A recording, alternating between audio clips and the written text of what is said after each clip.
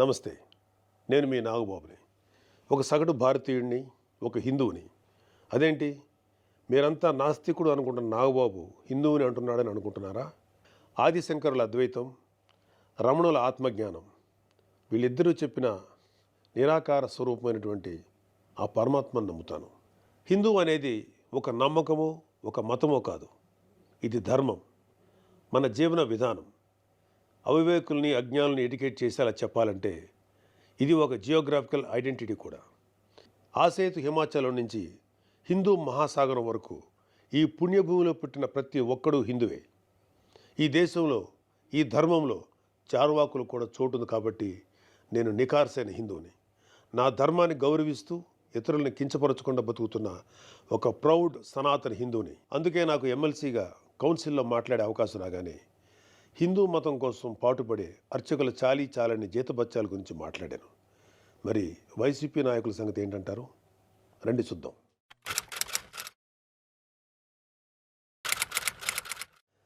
September 6, 2020 Antarvedi Shri Lakshmi Narasimhaswamy వారి రథం దగ్ధమైన రోజు. రాష్ట్ర వ్యాప్తంగా ఉన్న హిందువులందరి మనోభావాలు దెబ్బతిన్న రోజు. అప్పటి వైసీపీ ప్రభుత్వం ప్రతిపక్షాల ఒత్తిడికి తలొగ్గి కేసుని సిబిఐకి అప్పచెప్తామని చెప్పింది. కట్ చేస్తే 2023లో ఒక హిందూ హక్కుల యాక్టివిస్టు ఆర్టీఐ వేశాడు. దానికి సిబిఐ ఏం సమాధానం చెప్పిందో తెలుసా? అసలు ఈ కేసు మేము టేకప్పే చేయలేదని చెప్పారు. మసిపూసి మారేడికాయ చేయడంలో ఎక్స్పర్ట్స్ అయినటువంటి ఒక్క వైసీపీ నాయకుడైనా దీని మీద మీడియాలో మళ్ళీ మాట్లాడడం చూసారా? అయినా వీళ్ళకి అవతల వాళ్ళ పర్సనల్ జీవితాల మీద ఉన్న ఇంట్రెస్ట్ మన హిందూ దేవాలయాల మీద ఎక్కడ ఉంటుంది?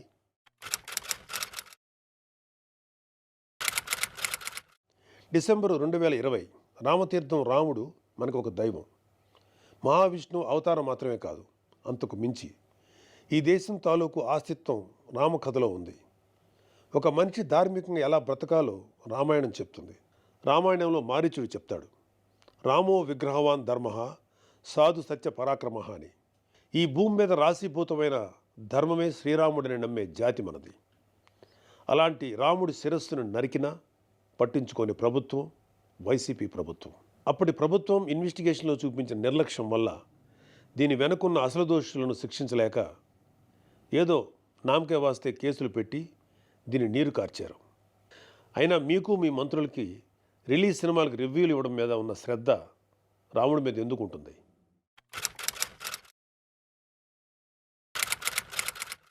జనవరి 22, 2024 అయోధ్య రామమందిరం ఇనాగ్రేషన్ కొన్ని దశాబ్దాల సుదీర్ఘ న్యాయ పోరాటం తర్వాత, కొన్ని వందల మంది బలిదానాల తర్వాత హిందువులు కలల కన్నా రామమందిరం కల సాకారమైంది. దేశమంతా ఒక పండగలాగా దీన్ని సెలబ్రేట్ చేసుకున్నారు. మన రాష్ట్రం నుంచి పవన్ కళ్యాణ్ గారు, చంద్రబాబు నాయుడు గారు కూడా వెళ్ళి అందులో పాలు పంచుకున్నారు. కానీ ఈరోజు హిందువుల మీద ఎక్కడ లేని ప్రేమ వలకపోస్తున్న వైసీపీ నాయకుడు గారు కనీసం ఫార్మాలిటీకైనా ఒక ట్వీట్ కానీ ఒక వీడియో బయట కానీ పెట్టారా? పోనీ మీ స్టాండ్ ఏంటో ఓపెన్గా ప్రజలకు చెప్పే దమ్ము అయినా మీకుందా? మీకు వ్యతిరేకించే ధైర్యం లేదు, అలా అని అభినందించే సంస్కారం అంతకంటే లేదు. వెరసి మీ మనసులో హిందువుల మీద కుళ్ళు కుతంత్రాలు తప్ప ఇంకేమీ లేవు. టీటీడీ భక్తులకి భగవంతుడిని దూరం చేసిన వైసీపీ పూట గడవని పేదవాడి దగ్గర నుంచి వజ్రాల కిరీటాలు చేయించే కోటీశ్వర్ల వరకు అందరి కోరిక ఒకటే, ఆ కలియుగ దైవమైన వెంకటేశ్వర స్వామివారి దర్శనం ఏడాదికి ఒకసారైనా చేసుకోవాలని. ఒక సామాన్య భక్తుడు నెల నెలా డబ్బులు కూడబెట్టుకుని మరి ఆయన చూడడానికి కొండ మీదకి వెళ్తాడు. అలాంటి కొండ మీద అకామిడేషన్ ఛార్జీలు మీరు ఒక్కసారిగా ఎలా పెంచుతారు? నందకం, పాంచజన్యం, కౌస్తుభం, ఒకలామాత గెస్ట్ హౌసుల్లో 500కి దొరికే రూమ్ని 1000కి ఎలా పెంచారు? నారాయణగిరి గెస్ట్ హౌస్లో 1700 రూపాయలు చేశారు. ఇది సామాన్యుణ్ణి భగవంతుడికి దూరం చేసే ప్రయత్నం కదా? నువ్వు ఎవరిని, అదే ఏ మాఫియాని సంతోషపెట్టడానికి చేసావో అర్థం కానంత అమాయకులు అనుకుంటున్నావా ప్రజలు? దర్శనాలు సేవలు అయితే ఇంకా దారుణం. ఏదో కాయగూరల బేరం ఆడినట్టు 10,000 చేయి, దీన్ని 5,000 చేయంటూ ఎంత నిర్లక్ష్యంగా మీ సుబ్బారెడ్డి బోర్డు మీటింగ్లో మాట్లాడాడో మొత్తం రాష్ట్రం అంతా చూసింది. అంత చులకన మీకు హిందువులంటే. ఇకపోతే తిరుమల మీద నువ్వు చేసిన దోపిడీ అంతా ఇంత కాదు. ఒకే ఒక ఉదాహరణ చెప్పాలంటే టీటీడీ కామన్ గుడ్ ఫండ్కి ఇచ్చే కాంట్రిబ్యూషన్ 2.5 కోట్లు ఉండేది. దీన్ని సెప్టెంబర్ 2021లో 50 కోట్లకు ఒక్కసారిగా పెంచేశాం. అసలు ఇక్కడే కాదు, ఎక్కడ కొండ కనపడినా గుండు కొట్టేయాలనుకోవడమేగా మన అలవాటు.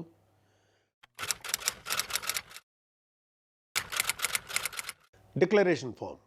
ప్రతి రిలీజియస్ ఇన్స్టిట్యూట్కి ఒక సాంప్రదాయం ఉంటుంది. దాన్ని గౌరవించడం మన ధర్మం. యుధా రాజా తదా ప్రజ అంటారు. నాయకులే రూల్స్ ఫాలో కాకపోతే ఇంకా ప్రజలు ఏం ఫాలో అవుతారు? అయినా బాధ్యత గురించి వైసీపీకి చెప్పడం చెవిటోడి చెవిలో శంఖం ఊదినట్టే. పవన్ కళ్యాణ్ గారు ఆయన కూతురు పొలినాని తిరుమల తీసుకువెళ్ళినప్పుడు ఆ అమ్మాయి మైనర్ అయినా కూడా ఒక గార్డియన్గా ఆ అమ్మాయి తరఫున డిక్లరేషన్ ఇచ్చారు. పవన్ కళ్యాణ్ గారి సతీమణి అన్నాగారు కూడా డిక్లరేషన్ ఇచ్చారు. ఇంత ఎందుకు, ఈ దేశ రాష్ట్రపతి అబ్దుల్ కలాం గారు కూడా తిరుమలలో డిక్లరేషన్ ఫామ్ పైన సంతకం చేసి అక్కడి నుంచి సాంప్రదాయాన్ని గౌరవించారు. నువ్వు కలాం గారి కన్నా గొప్పోడివా? డిక్లరేషన్ ఇవ్వకుండా వెళ్ళటమే కాక మీ మంత్రి వచ్చి ఆడి అమ్మ మొగుడు కట్టాడా తిరుపతి గుడి అని అంటాడా?